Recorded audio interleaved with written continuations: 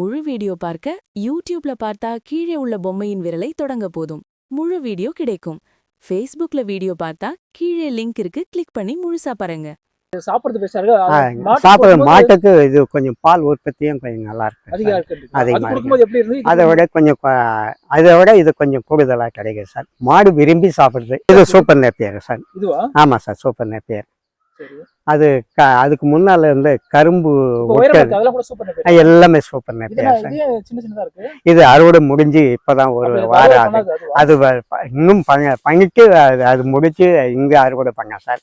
எத்தனை வருஷம் மாடு தீவனம் தயார் பண்ணிட்டு இருக்கீங்க? ஒரு 10-12 வருடமா மாட்டுக்கு தீவனம் தயார் பண்ணுறேன். 2017 தயார் பண்ணிட்டு இருக்கிறேன் சார்.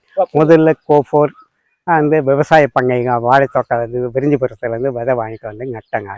குருணை இது வந்து வாங்கி நட்டேன். இது ஒரு 50 சென்ட் இருக்குது சார்.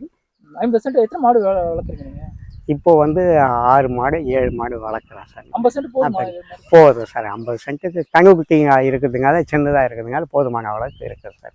இன்னும் குறைவாக இருந்தாலே அதிக மாடு வளர்க்கலாம் சார்.